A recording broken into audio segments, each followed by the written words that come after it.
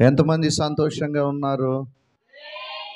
మంచిది. దేవుడి పునరుద్ధాన దినాన మీ అందరి సంతోషం పరిపూర్ణం చేయునుగాక. మంచిది. చేరి వచ్చిన మీ అందరికీ, పిన్నలకు, పెద్దలకు, స్త్రీలకు, పురుషులకు, యవనస్తులకు, యవనరాళ్ళందరికీ నా ప్రత్యేకమైన హృదయపూర్వక వందన వచనం తెలియజేస్తున్నాను. హాస్టల్ నుంచి వచ్చిన వాళ్ళందరూ బాగున్నారా? చెరసాల నుంచి విడుదలైనట్టు ఉందా మీ అందరికీ? దేవునికి స్తోత్రం. హల్లెలూయా. మంచిది. ఈ సమయంలో మనం నేర్చుకుంటున్నాం దేవుని వాక్యమునకు లోబడనొల్లని ప్రజలనే అంశం మీద మనము కొన్ని విషయాలు నేర్చుకుంటూ వస్తున్నాం. ప్రతి వారం స్టెఫను జీవితంలో నుంచి మనం నేర్చుకుంటున్నాం. మూలవాక్యం అపోస్తల కార్యాలు 7వ అధ్యాయం 51 నుంచి చదువుకుంటున్నాం. 52 వచనాల వరకు. స్టెఫను అక్కడ మాట్లాడుతూ అంటారు, హృదయమును చెవులను దేవుని వాక్యమునకు లోపరుచుకొనని వల్లారా, మీరు ఎల్లప్పుడూ పరిశుద్ధాత్మను ఎదిరించుచున్నారు అని మాట్లాడుతూ అక్కడ దేవుని యొక్క ప్రేమను, సువార్తను ప్రకటిస్తున్నటువంటి సందర్భాన్ని, వాళ్ళని హెచ్చరిక చేస్తున్నటువంటి సందర్భాన్ని మనం చూస్తూ వస్తున్నాం. కొన్ని వారాలుగా మనం ఒక 4 విషయాలు నేర్చుకున్నాం. ఈరోజు 5వ విషయం ఏంటంటే స్టెఫను యొక్క మహిమ అన్నమాట. ఏంటంట 5వది? స్టెఫను యొక్క మహిమ. ఈ మహిమ గురించి మనం నేర్చుకోబోతున్నాం. మనం గమనిస్తే దేవుని బిడ్డలారా, సభలో కూర్చున్న వారందరూ అతని వైపు తేరి చూడటం ప్రారంభించారన్నమాట. ఆ సభలో ఇతను ఎక్కడికి వెళ్ళిపోయాడంటే, దేవుని యొక్క ఆత్మశక్తి చేత వాడబడుతూ స్టెఫను అనేక అద్భుతాలు చేస్తున్నాడు, ఆశ్చర్యకార్యాలు చేస్తున్నాడు, సూచక్రియలు చేస్తున్నాడు, మహత్కార్యాలు చేస్తున్నాడు. అతను గొప్ప అగ్ని చేత, పరిశుద్ధాత్మ అగ్ని చేత రగల్చబడుతూ మండించబడుతున్నాడు అన్నమాట.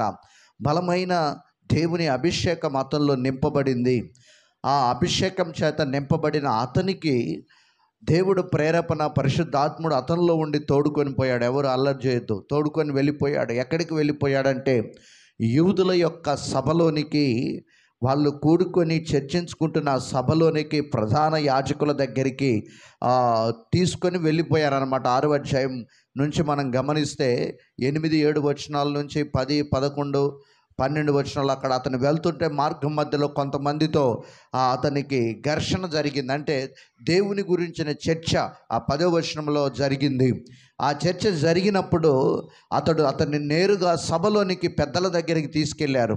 7వ అధ్యాయంలో ఆ పెద్దల దగ్గరికి తీసుకెళ్ళినప్పుడు అతని వైపు వాళ్ళంతా తేరి చూడటం ప్రారంభించారన్నమాట. ఏం చేశారట? తేరి చూడటం ప్రారంభించారు. గమనిస్తే వాళ్ళు తేరి చూడగా అతని ముఖము దేవదూత ముఖం వలె కనబడింది అన్నమాట. వారికి ఎలా కనపడింది? దేవదూత ముఖము వలె ఉందా? మరి చదవరేంటి? సభలో కూర్చున్న వారందరూ అతని వైపు తేరి చూడగా అతని ముఖము దేవదూత ముఖము వలె వాళ్ళకు కనబడంగా సడన్గా వాళ్ళు అవాక్కై షాకు తిని ఉంటారు. అతడు ఒక సామాన్యమైన వ్యక్తి అనుకున్నారు, అతడు ఒక మామూలు మనిషి అనుకున్నారు. కానీ అతడు దేవుని చేత నడిపించబడుతున్నవాడని గ్రహించలేదు. ఇప్పుడు గ్రహించే సమయం వచ్చింది. అతని ముఖం ఎలా కనబడిందట? దేవదూత ముఖము వలె కనబడింది. వాళ్ళందరూ ఆ సమయంలో షాక్ తిని ఉంటారు. కరెంటు షాక్ కొట్టిన కాకి వలె అయి ఉంటారు నాకు తెలిసి. ఎలా అంట? కరెంటు షాట్ కొట్టిన కాకిని చూశారు ఎప్పుడన్నా? చూడలేదా? నువ్వు చూడలేదా? చూడలే? హల్లెలూయా. ఏమవుతుంది? కింద పడి ఎమ్మటే డబాల్మని పడిపోతుంది అన్నమాట. అట్లాగ అయి ఉంటుంది పాపం వాళ్ళ పరిస్థితి. ఆ సమయంలో వారు చేయవలసింది ఏంటంటే, పశ్చాత్తాపడుచు వారు గుండెలు బాదుకోవలసి, వారు దేవుని ఎదుట నమ్మకత్వాన్ని, విశ్వాసాన్ని వెళ్ళబుచ్చవలసిన సమయం అది. కానీ వాళ్ళ ఆ యొక్క సందర్భాన్ని, వాళ్ళ యొక్క విషయాన్ని గ్రహించకుండా మూర్ఖంగా ప్రవర్తిస్తున్నారు. దేవదూత ముఖం వల్లే అతని ముఖము ప్రకాశించింది. దేవుణ్ణి కనుగొనే సమయం వారికి ఆసన్నమైంది. ఒక సామాన్యమైన వ్యక్తి మహిమతో నింపబడ్డాడు, మహిమలో కనబడుతున్నాడు. దేవదూత ముఖము వలె అతని ముఖము కనబడింది. కానీ ఇట్లాంటి సమయంలో వాళ్ళు ప్రభుని విశ్వసించవలసి పశ్చాత్తాపడవలసినటువంటి సమయం, కానీ వాళ్ళు పశ్చాత్తాపడకుండా వాళ్ళు ఏం చేస్తున్నారో మనం చూద్దాం. మనం చూస్తే అతని స్టెఫను మాటల్లో ఎంత జ్ఞానం ఉంది చూస్తే, అతని ముఖము దేవదూత ముఖము వలె వెలిగిపోతూ ఉంది వారి మధ్య. అతని మీద నేరాలు మోపి మనము తప్పు చేస్తున్నామని ఒక పశ్చాత్తాపానికి వారు రావాలి. ఇలాంటి సమయంలో మనం నేరాలు మోపి తప్పు చేస్తున్నామనే ఒక ఆలోచనకు రావాల్సినటువంటి వాళ్ళు ఏం చేస్తున్నారు? ఇక నుంచి మనం మారు మనసు పొందుదామని వారు అనుకోలేదు. దేవదూత గద్దించింది బిలామును కూడా ఇట్లాగే. బిలాముని ఎవరు గద్దించారట? ఇశ్రాయేలీల ప్రజలు. బాలాకు గుండెలు అవిసిపోయాయన్నమాట. బాలాకు వాళ్ళు ఎలా ఉన్నారట? మిడతల దండు వలె కనబడ్డారు అతనికి. బాలాకు వాళ్ళు మిడతలు ఏంటంటే గుమ్మి కూడా వచ్చేస్తే ఒక చేను పంటను నాశనం చేసేస్తాయి, ఒక్క గింజ కూడా మిగల్చవు. అలా ఉన్నారు ఇశ్రాయేల్ ప్రజలు. వాళ్ళు అలా మన దేశం మీదకి వస్తే మన దేశ సంపద అంతా తినేస్తారు, మనకేమీ మిగలదని ఆనాడు అన్యప్రవక్త అయినటువంటి బిలాముని ఏర్పరచుకొని, బిలాము ఇశ్రాయేల్ ప్రజల్ని శపించడానికి డబ్బుకు అమ్ముడుపోయాడు. దేనికి అమ్ముడుపోయాడట? డబ్బుకు అమ్ముడుపోయి ఇలాగే ఇశ్రాయేలీల ప్రజల్ని శపించడానికి, ఇశ్రాయేల్ ప్రజల్ని నాశనం చేయాలని ఒక దురుద్దేశంతో, చెప్పుడు మాటలతో, ధనానికి ఆశపడి, ధనాపేక్ష కలిగిన వాడై తన ప్రజల్ని శపించడానికి వెళ్ళాడు. వెళుతున్న మార్గం మధ్యలో మనందరం ఎరుగుదుము, అతనికి ఎవరు ప్రత్యక్షమయ్యారట? దేవదూత. ఎవరు కనపడ్డారట? దేవదూత కనిపించాడు. దేవదూత కనిపించి హెచ్చరిక చేసిన బిలాము మారు మనసు పొందలేదు. ఎవరు మారు మనసు పొందలేదట? బిలాము పశ్చాత్తాపడలేదు, మారు మనసు పొందలేదు. దేవదూత గద్దించినా కూడా వెనక్కి తిరిగి వెళ్ళాలని ఆలోచన చేయలేదు. ఎందుకంటే దేవుని వాక్యం కంటే అతనికి తాను అనుకున్నదే, తన డబ్బే ముఖ్యం అన్నమాట. ఏం ముఖ్యమట? దేవుని వాక్యం. చాలామంది ఇలా ఉండేవాళ్ళు ఉంటారు. దేవుని వాక్యం కంటే పనులే, డబ్బు సంపాదించటమే, తిరగటమే. ఏ రోజు ఊరికి ప్రయాణాలు జరగవు. కొంతమందికి ఆదివారం రోజే ఊరికి పోయే ప్రయాణం తగులుతుంది. ఏ రోజు ఆ ఇంటికాడ 6 రోజులు, 5 రోజులు, 4 రోజులు సోమవారం నుంచి ఇంటి దగ్గర ఉంటే పని దొరకదు. అప్పుడు పని కోసం వెతకరు. ఆదివారం రోజే ఎవరో పనికి మాలోళ్ళు వచ్చి పని ఉందంటే భుజాలు తడుముకొని ఇన్ని రోజులు ఇంటికాడ ఉన్నాం, ఒక్కరోజు పోతే ఏమైందని వెళ్ళిపోతాం. అంటే దేవుని వాక్యానికి లోబడరు, దేవుని ప్రత్యక్షతను గ్రహించరు, దేవుని మహిమను గ్రహించరు, దేవుని ఉద్దేశాన్ని గ్రహించరు, దేవుని సంకల్పాన్ని గ్రహించరు.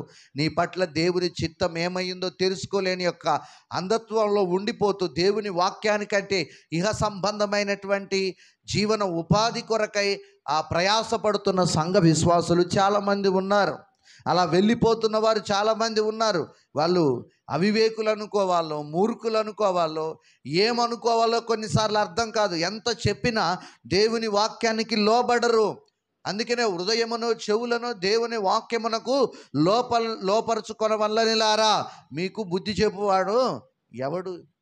దేవుడు బుద్ధి చెప్తుండగా, దేవుడు గద్దిస్తుండగా, దేవుడు హెచ్చరిస్తుండగా రక్షణ పొంది, మారు మనసు పొంది, ప్రభు బల్లాలో చేయి వేస్తూ కూడా ఆదివారం రోజు బల్లా రోజు కూడా ఆమె మానేసింది. బల్లా రోజు కూడా.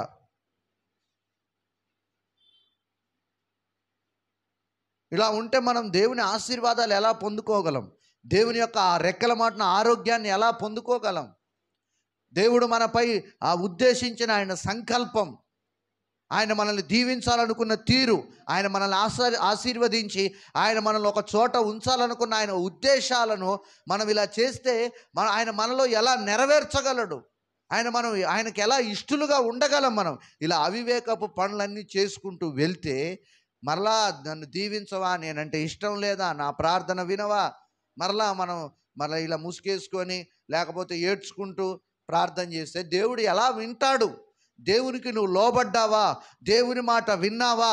దేవుడి సేవకుడు హెచ్చరిస్తే, ఇలా దేవదూత వలె దేవుని దైవజనుడు హెచ్చరిక చేస్తే ఆ మాట విని నేను ఈ మాట ప్రకారం జీవిస్తా, మందిరానికి వెళ్తా, నాలో లోపాలు సరి చేసుకుంటా, నా పాప స్వభావాలు మార్చుకుంటా, ఈ రోజు నుంచి ఒక స్థిరమైన మనస్సు కలిగి దేవుణ్ణి విడిచిపెట్టకుండా దేవుణ్ణి అంటిపెట్టుకొని నడుస్తాను అని ఒక తీర్మానానికి రాకుండా బిలాము వలె అదే మూర్ఖ స్వభావముతో, అదే ఇశ్రాయేలీల వలె దేవదూత యొక్క మహిమ, దేవుని యొక్క మహిమ స్టెఫెనులో కనపడుతున్నా వాళ్ళ నేత్రాలు తెరవబడటం లేదు, వాళ్ళ బుద్ధి మారటం లేదు, వాళ్ళ ఆలోచనలు మారటం లేదు, వాళ్ళ పద్ధతి మారటం లేదు.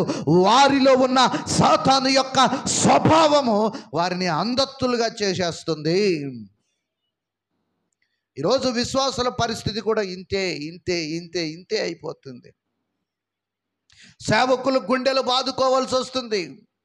దేవదూతలు మీ కొరకు పరిచర్య చేసి దేవుని ఎదుట ఎంత చేసినా వాళ్ళు మారటం లేదని వాళ్ళు తలదించుకునే పరిస్థితి వస్తుంది. ఎందుకు ఇంకెన్ని రోజులు? ఈ సంవత్సరం కూడా ఆల్రెడీ ఈరోజు ఎన్నో తారీఖు? 12వ తారీఖు. 12 రోజులు గతించాయి మన జీవితంలో. ఇంకా ఎందుకు పాత స్వభావాలు? ఇంకా ఎందుకు మూర్ఖపు యొక్క ఆలోచనలు? సంపాదించి ఏం చేస్తావు? ఆదివారాలు మానేసి, ఉపవాస కూడికలు మానేసి, ప్రత్యేక ప్రార్థనలు మానేసి, వ్యక్తిగత ప్రార్థన మానేసి, కుటుంబ ప్రార్థన కూడా మానేసి, సమయం లేదు అనుకుంటూ పరుగులు తీసి సంపాదించి ఏం చేస్తావు అని అడుగుతున్నాడు దేవుడు. ఏం చేస్తావు?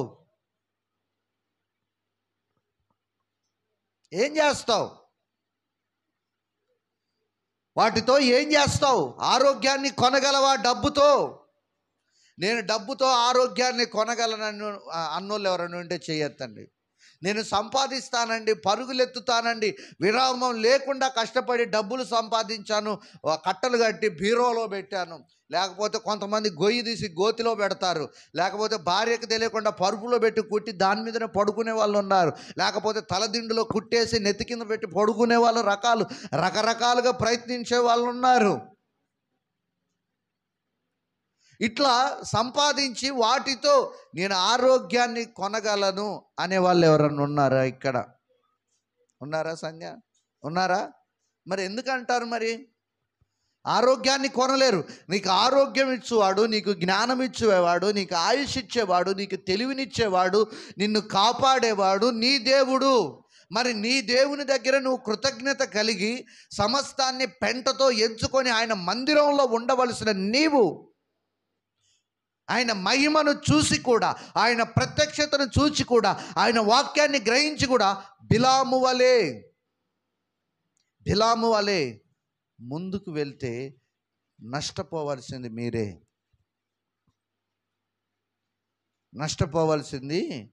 మీరేనండి. దేవునికి స్తోత్రం, హల్లెలూయా. బిలాముకు దేవదూత కనపడ్డాడు, బుద్ధి రాలేదు. స్టెఫెను యొక్క మహిమను వాళ్ళు చూచారు, వాళ్ళ హృదయం పశ్చాత్తాపడలేదు.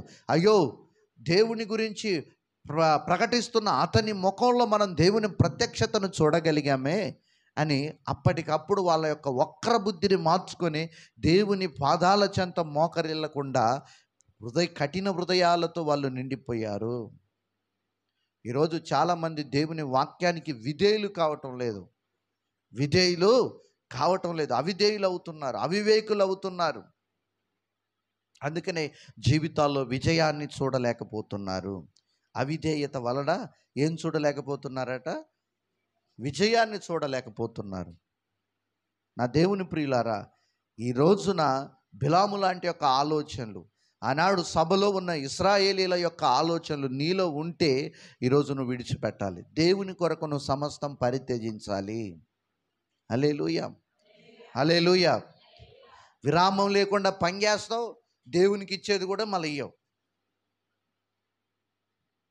దేవునికి ఇచ్చేది కూడా ఇవ్వరు. మళ్ళీ ఆరోగ్యం కావాలి, అభివృద్ధి కావాలి, సమృద్ధి కావాలి, అది కావాలి, ఇది కావాలి, ప్రార్థన చేయి అంటావు. చేస్తానే ఉంటాం. మరి నువ్వు ఇవ్వకపోతే పరిచర్య ముందుకెలా నడుస్తుంది? పరిచర్య ధర్మం ఎలా జరుగుతుంది? పరిచర్యలో ఉన్న అవసరాలు ఎలా తీరుతాయి? హల్లెలూయా. డబ్బుతో ఆరోగ్యాన్ని కొనలేవు. యేసయ్యలో నీకు ఆరోగ్యము, ఆయుష్ ఉంది. ఆయన ఆరాధించి, ఆయనకు లోబడి, ఆయన నమ్ముకొని, ఆయన మహిమపరుస్తున్నప్పుడే నీకు ఆరోగ్యం వస్తుంది.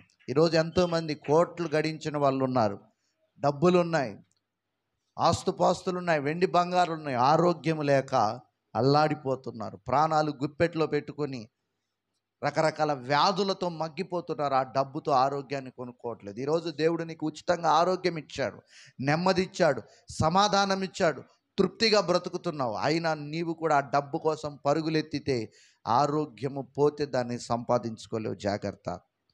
రేపు నీది కాదు, రేపు నీది కాదు, ఇంకో క్షణం నీది కాదు. గుర్తుపెట్టుకొని మర్యాదగా దేవునిలో బ్రతకండి. ఎలా బ్రతకాలి?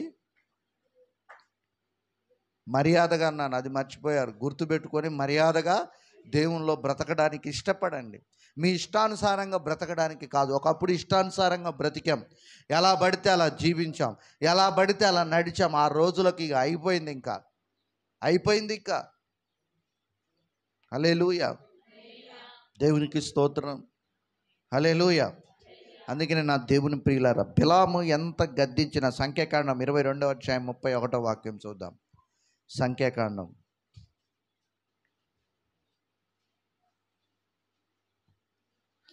అంతలో బిలాము కన్నులు తెరిచాడట. కొంతమందికి కన్నులు తెరిచినా చూడలేని యొక్క గుడ్డి వాళ్ళలాగా ఉంటారు. ఏం పట్టుకొని? దూసిన ఖడ్గము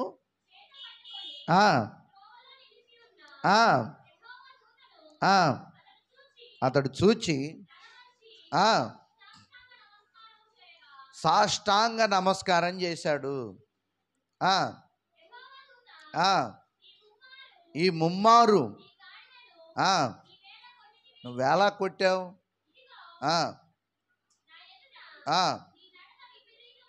ఎలా ఉన్నాయట మన నడకలు? నీ నడకలు ఎలా ఉన్నాయి? దేవుని నమ్ముకొని ఎలా ఉంది నీ ప్రవర్తన? నీ మాట తీరు ఎలా ఉంది? నీ పద్ధతి ఎలా ఉంది? నీ ప్రవర్తన ఎలా ఉంది? నీ వస్త్రధారణ ఎలా ఉంది? నీ చూపులు ఎలా ఉన్నాయి? నీ హృదయం ఎలా ఉంది? నీ తలంపులు ఎలా ఉన్నాయి? విపరీతంగా ఉంటే ఈరోజు మారు మనసు పొందాలి. కామ క్రోధ మద మత్సరాలు దేవుని నమ్ముకొని ఇంకా నీలో ఉంటే వాటిని నువ్వు ఈరోజు చంపివేసుకోవాలి. దేవుడు అంటున్నాడు, నీ ప్రవర్తన దేవుని ఎదుట విపరీతమైందట. ఎలా ఉందట నీ ప్రవర్తన? ఇదివరకు ప్రార్థన చేసేదాన్ని, ఇప్పుడు ప్రార్థన చేయట్లేవు. ఇదివరకు ప్రార్థన చేసేవాడివి, ఇప్పుడు ప్రార్థన చేయట్లేవు. ఇదివరకు ఉపవాసం ఉండేదాన్ని, ఇప్పుడు ఉపవాసం ఉండటం లేదు. ఇదివరకు దేవుని పరిచర్య చేసేదాన్ని, ఇప్పుడు పరిచర్య చేయటం లేదు. ఏమండి? ఇదివరకు ఇతరులకు సహాయం చేసేదానివి, ఇప్పుడు చేయటం లేదు. ఇదివరకు అందరినీ క్రీస్తు ప్రేమతో ప్రేమించి మంచిగా చూసే, మంచిగా మాట్లాడే ఇప్పుడు చూడటం లేదు. నీలో ఒక మార్పు, ఒక చేంజ్ వచ్చింది. అది దేని వల్ల వచ్చింది? అది అపవాదికి నువ్వు అవకాశం ఇవ్వటం వల్లనే, అపవాదికి నువ్వు చోటు ఇవ్వటం ద్వారానే. అందుకనే నీ నడతలు దేవుని ఎదుట విపరీతమయ్యాయట. జాగ్రత్త. ఈరోజు సంగమా, దేవుడు చూస్తున్నాడు. నువ్వు ప్రతి దినచర్యలో నువ్వు కూర్చుండుట, నువ్వు లేచుట, నువ్వు నిలుచుండుట, నువ్వు మాట్లాడుట, నువ్వు పండుకొనుట, నీ ప్రతిదీ కూడా, ప్రతి క్షణాన్ని దేవుడు చూస్తున్నాడు. జాగ్రత్త సంగమా, జాగ్రత్త. మనుషులు చూడట్లేదని సంబరపడి చీకటి సంబంధమైన కార్యాలు జరిగిస్తే, చీకటిలో కూడా అగ్ని నేత్రాలు కలిగి చూడగలిగిన యేసయ్య ఉన్నాడని కనిపెట్టుకో. దేవుడు నిరంతరం చూచేవాడై ఉన్నాడు. ఏమై ఉన్నాడట? నిరంతరం చూచేవాడై ఉన్నాడు. యవనస్తులు అనుకుంటారు, కాలేజీలోకి వెళ్ళి సినిమాలకు వెళ్ళే బ్యాచ్ కూడా ఉన్నారు క్రైస్తవ పిల్లలు. ఏడికట?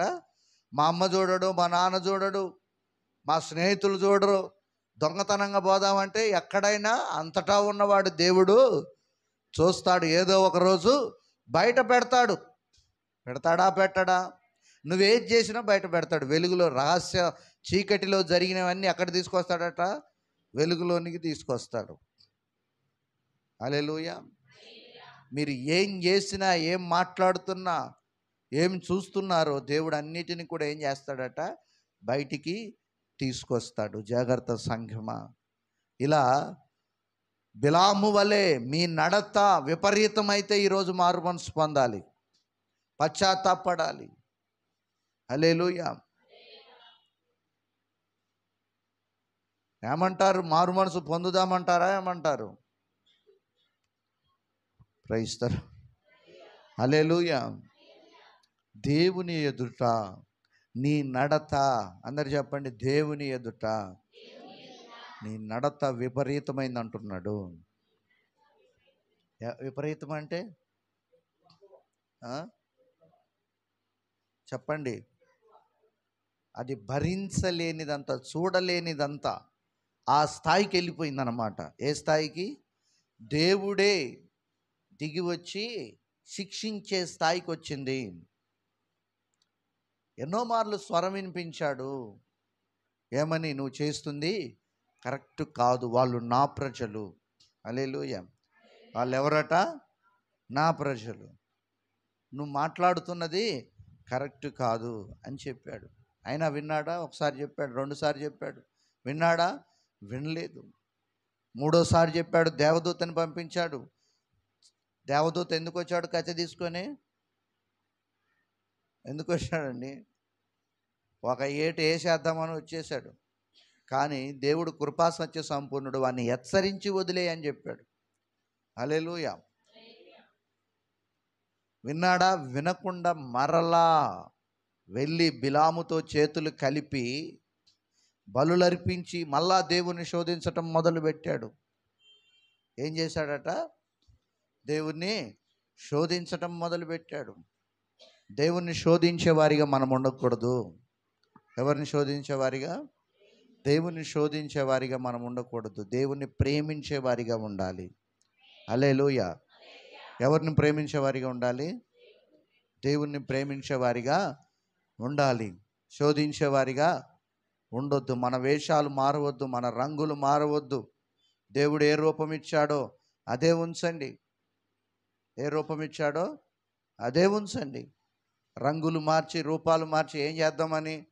అందుకే అంటాడు, ఏమంటాడు? మీ నడత అమ్మా విపరీతమైనది. క్రైస్తవ బిడ్డలు నడక, మాట, ప్రవర్తన చాలా పద్ధతిగా ఉండాలి. ఎలా ఉండాలండి? చాలా పద్ధతిగా ఉండాలి. క్రైస్తలో హల్లెలూయా. అందుకే దేవుని ప్రియులారా, అతని ఎదుట దేవదూత నిలబడితే కళ్ళు తెరిచాడు, సాగిలపడ్డాడు. దేవుని హెచ్చరిక చెప్తున్నాడు. దేవుని దాసుడు దూత ఏమని చెప్తున్నాడు? దేవుని ఎదుట నీ నడతలు విపరీతమైనవి. సంగమా జాగ్రత్త, సంఘబిడ్డలారా జాగ్రత్త. విపరీతమైన పరిస్థితుల్లో ఉంటే ఈరోజు మారు మనసు పొందు, మారు మనసు పొందు, పశ్చాత్తాపడు. ఈరోజు నీ గురించి రకరకాలుగా మాట్లాడుతున్నారేమో. దేవుని బిడ్డలారా, ఈరోజు నుంచి మన నడతలు, నీ నడతలు మార్చుకొని దేవునికి ఇష్టురాలుగా, ఇష్టుడిగా జీవించడానికి ఇష్టపడండి. హల్లెలూయా. హల్లెలూయా.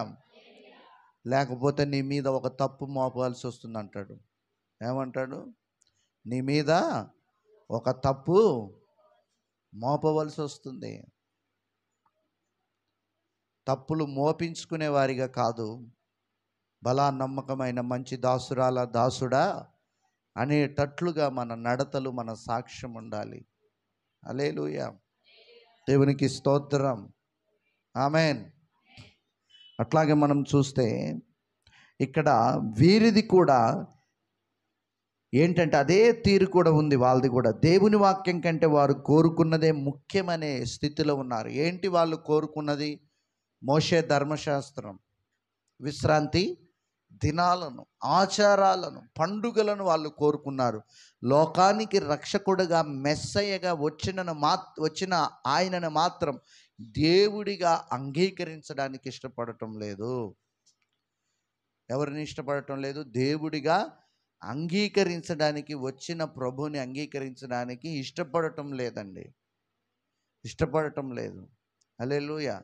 ఈనాడు సంఘంలో గుంపులు గుంపులుగా ఉంటున్నారు అనేక సంఘాలలో, మన సంఘంలో. కానీ పరిశుద్ధాత్ముణ్ణి విశ్వసించడానికి, ఆయన నమ్ముకోవడానికి, ఆయన పొందుకోవడానికి ఇష్టపడట్లేదు సంఘస్థులు. ఏమండి? ఇష్టపడటం లేదు. ఆయన పరిశుద్ధాత్ముడు మనల్ని నడిపిస్తున్నాడు, పరిశుద్ధాత్ముడు మనల్ని బలపరుస్తాడు. నన్ను బలపరుచని, ఆయన్ని పొందుకోవడానికి, ఆయన ఉన్నాడని నమ్మడానికి చాలా సంఘాలు, విశ్వాసులు ఇష్టపడటం లేదు. మీలో కూడా కొంతమంది ఉన్నారు. పరిశుద్ధాత్ముని ఇష్టపడని వారు. హల్లెలూయా. అందుకనే ప్రభు అంటారు, ప్రభువుకి విరోధంగా మాట్లాడిన ఆయన్ని ఇష్టపడకపోయినా క్షమిస్తాడట, వదిలేస్తాడట, పోనీలే అంటాడట. కానీ పరిశుద్ధాత్మ దేవునికి విరోధంగా ఒక్క మాట పలికితే అసలు నీకు క్షమాపణే లేదు, క్షమాభిక్షే లేదు. ఉరిశిక్ష వేస్తుంటే క్షమాభిక్ష పెడతారు, అట్లాంటి భిక్ష ఏం లేదు. ఇక డైరెక్ట్ నరకాగ్నిలోకే. ఒక అవకాశం వెయిటింగ్ లిస్ట్లో కూడా ఉంచారు. నేను ఇంకా ఎక్కడ ఉంచారట? వెయిటింగ్ లిస్ట్ కూడా లేదండి. ఇప్పటి వరకు మాట్లాడావేమో అలాగా, ఎవరన్నా భాషలు మాట్లాడితే ఎక్కిరించావేమో, వ్యంగ్యంగా మాట్లాడేమో. ఆరాధనలో ప్రభుని స్తుతిస్తుంటే వ్యంగ్యంగా మాట్లాడావేమో, దూషించావేమో. ఈరోజు క్షమాపణ పొందు, మారు మనసు పొందు. హల్లెలూయా. తెలియకన్నానని పశ్చాత్తాపడు. ఆమేన్. హల్లెలూయా. దేవునికి స్తోత్రం. కొంతమంది ప్రవచించే వాళ్ళు కూడా, ప్రవచన వరం ఉన్నా కూడా నోర్లు కట్టేసుకున్న వాళ్ళు కూడా ఉన్నారు ఇక్కడ. ఉన్నారా? లేరా? ఉన్నారు. భాషలు మాట్లాడే వాళ్ళు నోరు కట్టేసుకుంటున్నారు. ఏం పోయే కాలం వస్తుందో నాకేం అర్థం కావట్లేదు. నోర్లు కట్టేసుకుంటున్నారు.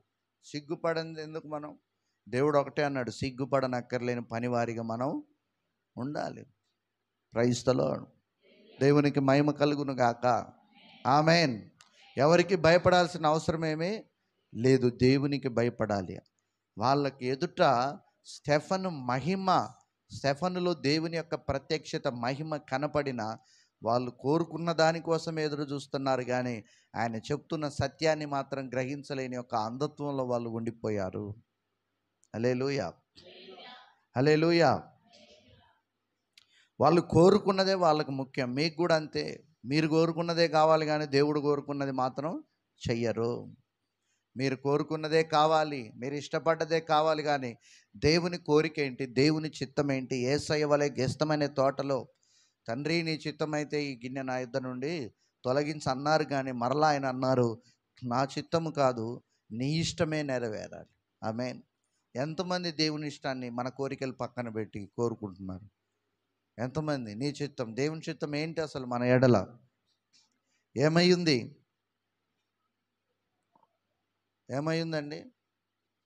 ఏమైంది నీ ఎడల దేవుని చిత్తం?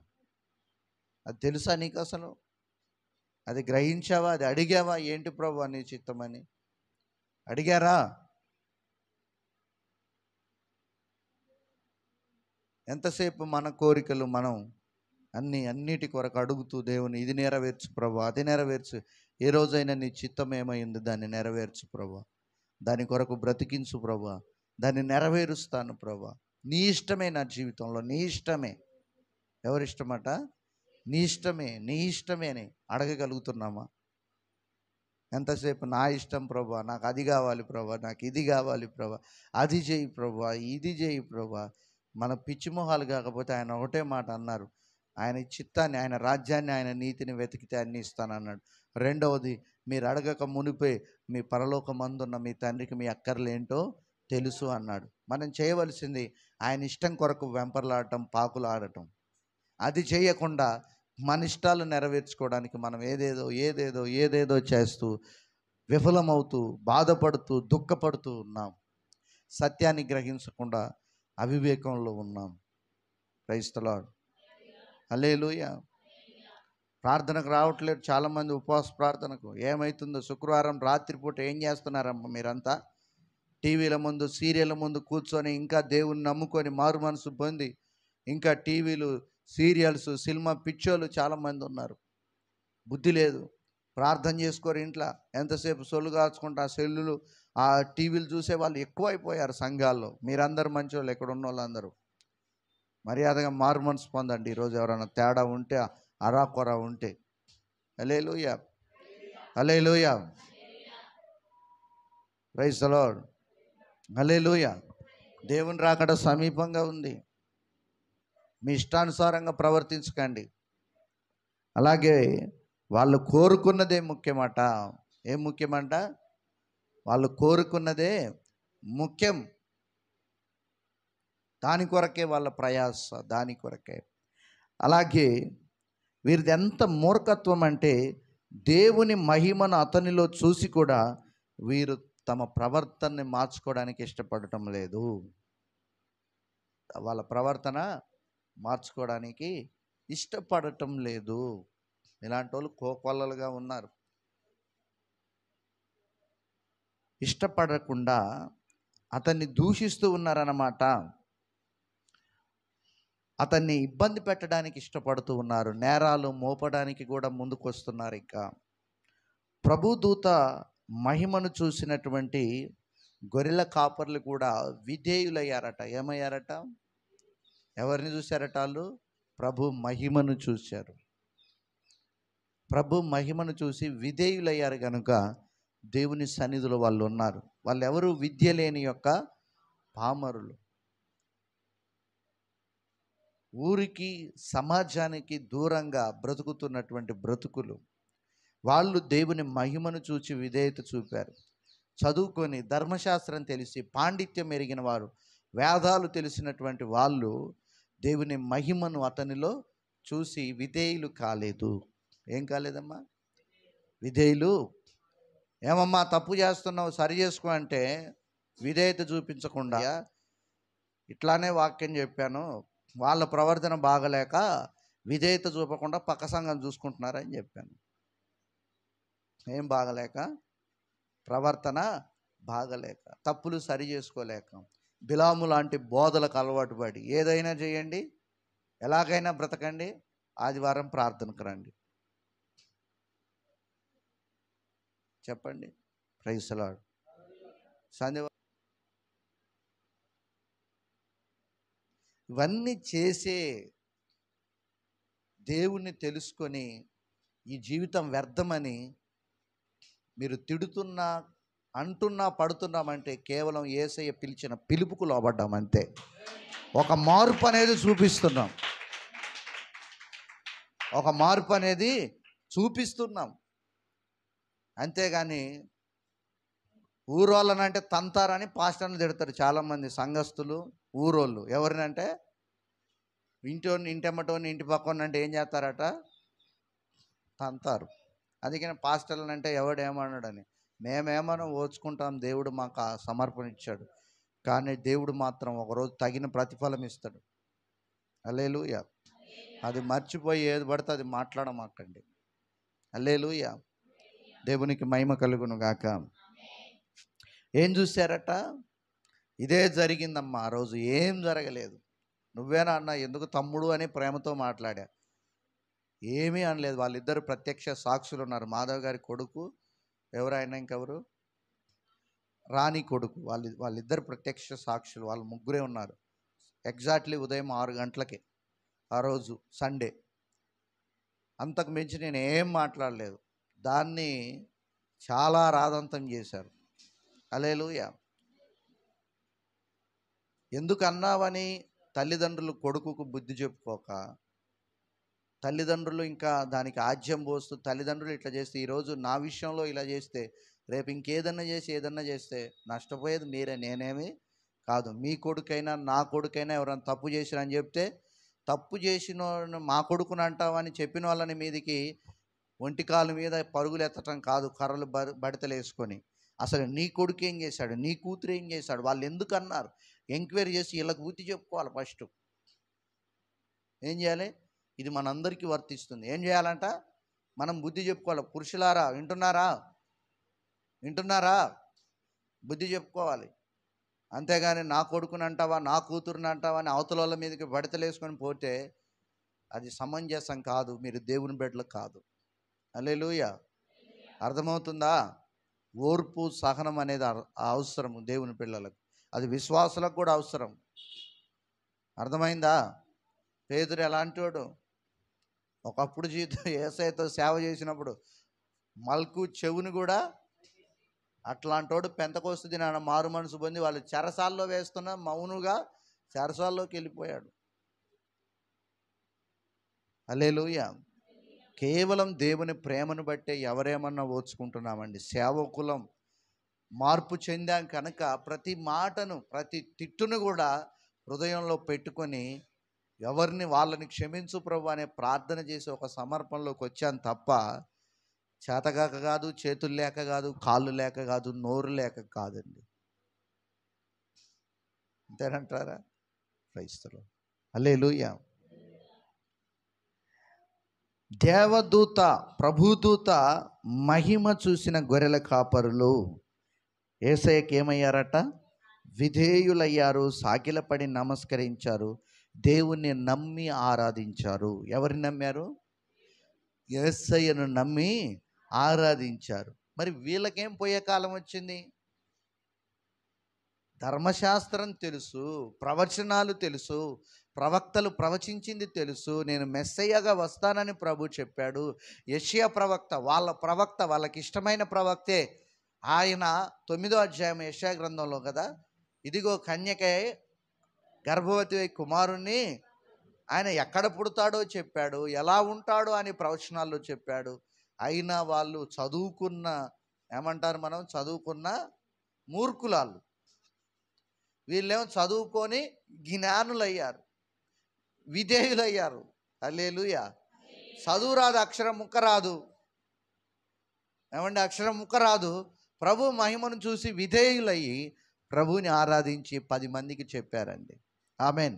వీళ్ళేమో ప్రభు మహిమను చూచి కూడా మహిమను చూపించినటువంటి వ్యక్తులను చంపడానికి ముందుకొస్తున్నారు, నేరాలు మోపడానికి ముందుకొస్తున్నారు, ఆరోపణలు చేయడానికి ముందుకొస్తున్నారు. హల్లెలూయా. హల్లెలూయా. పోయిన వారం చెప్పాను, దేవుని యొక్క ప్రత్యక్షతను అన్నలు చూచారు. ఎవరిలో? యోసేపులో చూచి అసూయపడ్డారు. ఏం కలిగిందంట వాళ్ళకి? అసూయ. వాళ్ళకు ప్రార్థన తెలియదా? దేవుడు తెలియదా? వాళ్ళ తండ్రి నేర్పించలేదా? ఎంతమంది మీ బిడ్డలకి ఇక్కడ ప్రార్థన నేర్పిస్తున్నారు? చేతులు ఎత్తండి క్రైస్తవ తల్లిదండ్రులు. అబద్ధం చెప్పొద్దు, నిజం చెప్పాలి. సగం ఎత్తుతారేంటి? మిగతా సగం ఎడిపోయింది. మీరెందుకురా? ఎవరెవరు చేతులు ఎత్తారు? నేను చూడలేదు అందరినీ. ఏమన్నా మట్టాయి నువ్వు ఏడ నేర్పిస్తున్నావు? మీ కొడుకు నేర్పిస్తున్నావు ప్రార్థనకి? మరి చేయెత్తినందుకు నువ్వు దింపు. ఏమన్నా సమయలు, జ్యోతి, అమ్మ అనిత, నీకేమైంది? నువ్వు నేర్పిస్తున్నావు అని అడుగుతున్నా. ఆమెను వదిలేసి అక్షి చేస్తుందంటే కుదరదు. వాళ్ళతో నువ్వు ఉండాలి, వాళ్ళకు ప్రతి మాట నేర్పించాలి. యేసయ్య పక్కన పెట్టుకొని శిష్యులకు నేర్పిస్తున్నాడు. అయ్యా మాకు ప్రార్థన నేర్పించంటే పక్కన పెట్టుకొని ప్రార్థన నేర్పించాడు, పరిచర్య నేర్పించాడు. హల్లెలూయా. మిగతా వాళ్ళకి ఏమైంది? రోజు సాయంత్రం హోంవర్క్ అయిపోయిన తర్వాత పెందల కాడ ఒక 5 నిమిషాలన్నా, గంటలు గంటలు కాకుండా పిల్లలకి మోకాలు వేయించి మీరు వాళ్ళతో ప్రార్థన నేర్పించవచ్చు కదా. మీ ఇంట్లో చేస్తాడు. హల్లెలూయా. వాళ్ళ అమ్మకి ఏమైంది? నీకేమైందమ్మా దీనా? మీ వాడు రాగానే మోకాలు లేపించడానికి చేత కావట్లేదు, వినడా నీ మాట?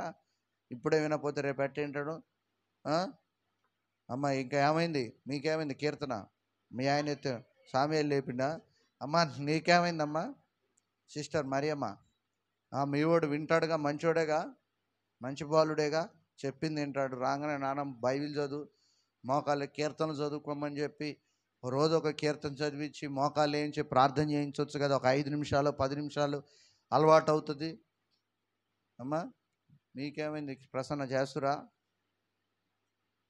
తలకాయ నోట్లో మాటలు రావా?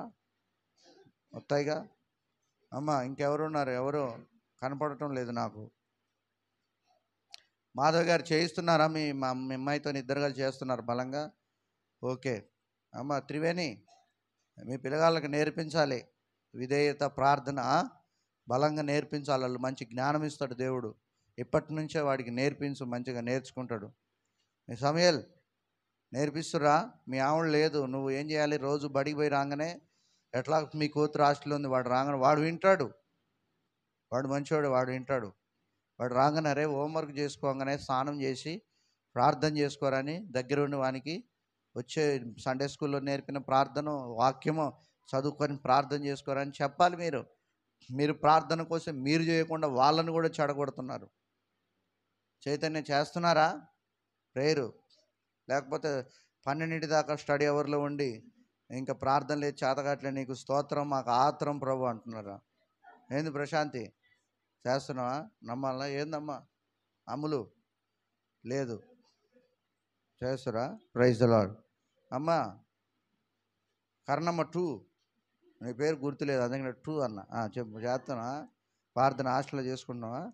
Okay, praise the lord. నువ్వు చేస్తున్నావా? దేవునికి స్తోత్రం కలుగును గాక. హల్లెలూయా. తల్లిదండ్రుల మీదే బాధ్యత. వాళ్ళు మంచిగా ఎదగాలన్నా, వాళ్ళు సౌమ్యంగా దేవునికి 10 మందికి మాదిరికరంగా మీ పిల్లల గురించి చెప్పాలన్నా మీరు దేవునిలో పెంచాలి, వాళ్ళకు ప్రార్థన నేర్పించాలి. ఆమేన్, హల్లెలూయా. దేవునికి మహిమ కలుగును గాక. వాళ్ళ ఆరాధన చేయాలి, ప్రార్థన చేయాలి.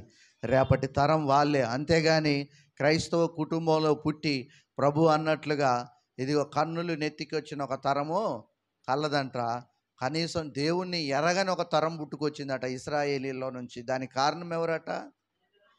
వాళ్ళ తల్లిదండ్రులే, ఆ ప్రజలే. దేవుణ్ణి తెలిసి కూడా ఆయన కట్టడలు వారికి నేర్పించలేదు, బోధించలేదు.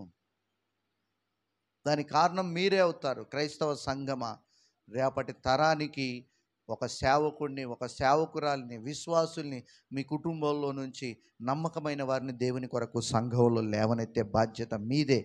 మీ కుటుంబంలో ఒక స్టెఫన్ ఉండాలి, మీ కుటుంబంలో ఒక ఎస్తేర్ ఉండాలి, మీ కుటుంబంలో ఒక దానియేలు ఉండాలి, మీ కుటుంబంలో ఒక యోసేపు ఉండాలి, ఒక పౌలు ఉండాలి, మీ కుటుంబంలో ఒక దెబోరా ఉండాలి, మీ కుటుంబంలో ఒక సమూయేలు ఉండాలి. ఆమేన్, హల్లెలూయా.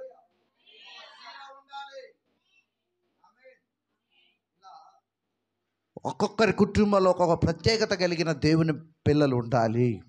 ఆమేన్, హల్లెలూయా.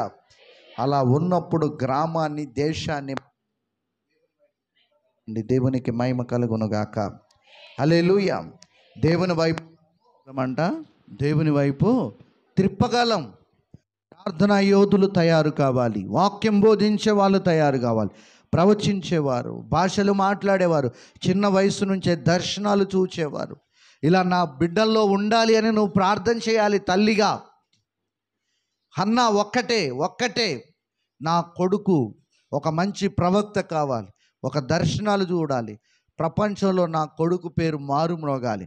ఎందుకంటే ఆ తల్లి ఆవేదన ఏంటంటే గొడ్రాలని ఆమెను వేధించిన తీరు వర్ణనాతీతం అన్నమాట. ఆమేన్.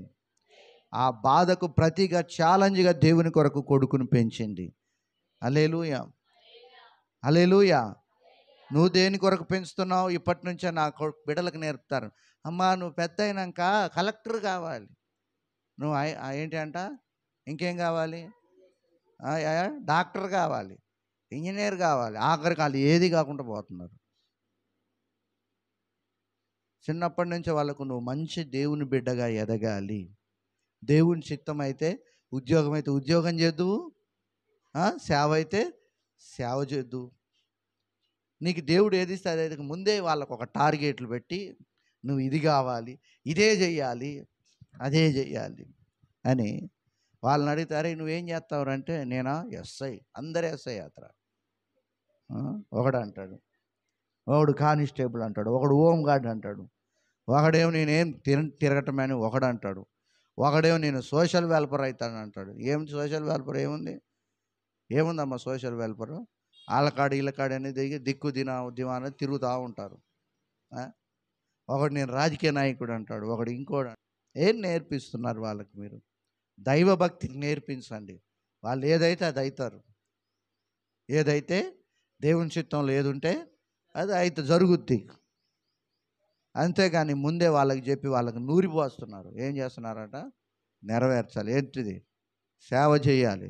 హల్లెలూయా, ఆమేన్. డిగ్రీ వరకే చదువు, తర్వాత కథం ఇంకా మాకాడ కూడా ఉండొద్దు, ఇక పోతూనే ఉండాలి. తట్టాబుట్టా చదిరి కేరళ పంపిస్తే ఇక్కడ ఎక్కడ కూడా ఉంచాను. ఇక్కడ కేరళ పంపిస్తే మళ్ళీ అక్కడ 3 సంవత్సరాలు 4 సంవత్సరాలు అక్కడనే ఉండి చదువుకోవాలి. తర్ఫీదు కావాలి బైబిల్. హల్లెలూయా. అందుకనే ఏంటంటే ఆ తర్ఫీదు ఉంది కాబట్టి ఇప్పుడు హాస్టల్కి పంపించమన్నా పంపించట్లే ఇప్పటి నుంచి. ఎందుకని? అసలుది ముందుంది. హల్లెలూయా, ఆమేన్, హల్లెలూయా.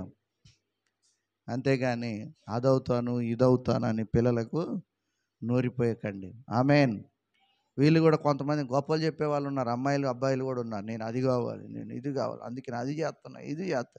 ఏది నువ్వు చేసేది? ఆడ మర్యాదగా ప్రార్థన చేయి. హల్లెలూయా. నువ్వేం చేయొద్దు, ప్రార్థన చేయి. దేవుడే ఏది చేయాలో అది చేస్తాడు. అవునంటారా కాదంటారా?